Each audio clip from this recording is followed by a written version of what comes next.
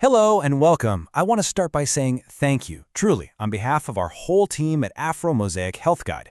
You're here because you're already a leader in your community, a voice that people trust. And this whole training, it's all about honoring that trust. Our goal today is pretty simple. We want to give you the clarity, the confidence, and, this is key, the protection you need to feel great in your role as a community health partner. We've got a roadmap laid out so you feel completely equipped. So let's dive right in. Okay, so here's our plan for today. It's really designed to build things up one step at a time. First, we'll cover our foundation, the why behind all this. Then, we'll get into your specific role and the tools you'll be using, especially our QR system. After that, we'll walk through the actual pathways to care, how to have safe conversations, and the legal protections that are in place for you. We'll wrap up by looking at how we measure our impact and the bigger vision we're all a part of. All right, let's start with the big one. Why are we even here? Why does this program exist? Understanding our foundation is, well, it's everything. Cuts for Life didn't just appear out of nowhere. It's a really careful, really thoughtful response to a need that we see in our communities every single day. This why is the engine that drives all of this. And this right here, this idea captures the whole philosophy. The program is built on something you've already created: trust. Think about it, your barbershop, your salon. It's more than just a business, it's a hub. It's a place where people feel safe, where they feel seen and heard. That's a kind of trust the formal healthcare system, frankly, really struggles to earn. So we're not asking you to build anything new. We're just recognizing the incredible asset you already have and giving you a structured, safe way to channel it, to turn that trust into a lifeline for our community's health. And that trust is just so vital. Because when you look at the data, you see a clear pattern. Our communities are dealing with some serious health disparities. For conditions like prostate and breast cancer, for example, mortality rates are they're way too high in Black communities, and a huge reason for that is late-stage diagnosis. It's not that people don't care about their health, it's that they're getting help too late because the system itself has put up barriers. And I really need to hammer this point home. This is not about personal failure. It is absolutely not about blaming individuals. This is a systems issue. We're talking about generations of mistrust in the healthcare system, real-world barriers to getting care, and even gaps in the data that's supposed to help us. So Cuts for Lifetime, it exists to build a new piece of infrastructure, a new system, a bridge to get over those gaps. Okay, so we've covered the why. Now let's get super clear on the what. What does it actually mean to be a community health partner with Cuts for Lifetime? In this section, we're going to define your responsibilities and, just as important, your boundaries. This is all about making sure you can do this role with total confidence. Your role is really powerful because it's so simple. Your job is to connect, not to consult. Let me say that again. Connect, not consult. So what you do is pretty straightforward. You display the materials we give you in a place where people can see them, no pressure. If someone asks about it, you just point them to the resources and the QR code. That's it. Now, what you don't do is even more important. You never, ever give medical advice. You don't try to diagnose symptoms, you don't interpret results for them, and you don't collect any of their health info. Think of yourself as the bridge to the information, not the source of it. And to make sure you always feel protected in that role, we've got a simple, powerful script for you. This is your go-to, your default response. So when someone asks you a direct health question, you can just say, "I'm not a health professional, but this explains where to start if you want." And then you just point them to the materials. See how that works? It immediately sets a clear boundary, it gives them a helpful next step, and it protects everyone involved, you, your business, and them. Okay, let's talk about the main tool you're going to use to make that connection happen, the QR system. Now, I want you to think of this as more than just a piece of tech. It's really the heart of our infrastructure. It's our digital bridge, the thing that safely connects the trusted space you've created with the private world of health education and professional care. So what happens when someone actually uses it? Let's walk through their journey, because it's designed to be totally private and completely up to them. First, they just scan the QR code with their own phone. Right away, that takes them to a secure, private educational hub that we manage. On that hub, they can learn about prevention, screening, all of it. Then, if they choose, they can select a formal pathway to care, which is what connects them to a real, licensed provider. The key thing here? You're not involved in any of these steps. The journey is 100% in their control. And I really have to emphasize this next point, because it's the absolute cornerstone of how we built this. Privacy is everything. The entire system is anonymous.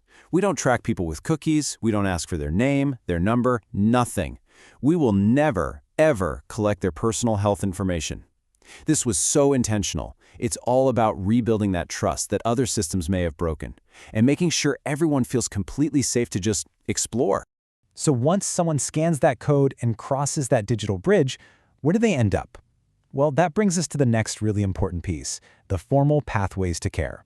You can think of these as the actual, concrete on-ramps to the healthcare system that our program opens up.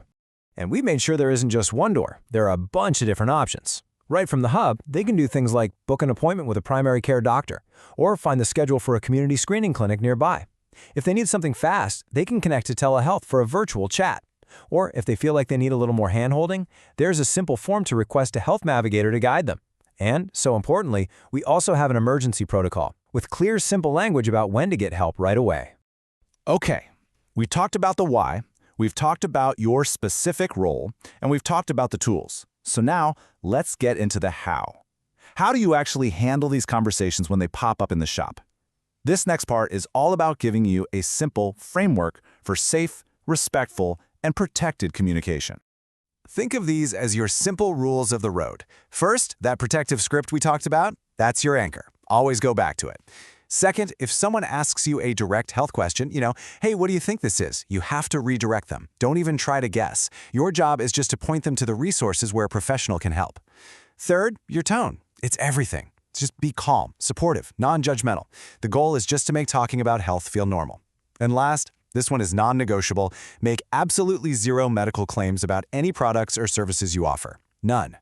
All right, this next topic is so fundamental to making this whole thing work for the long haul: boundaries and legal protection.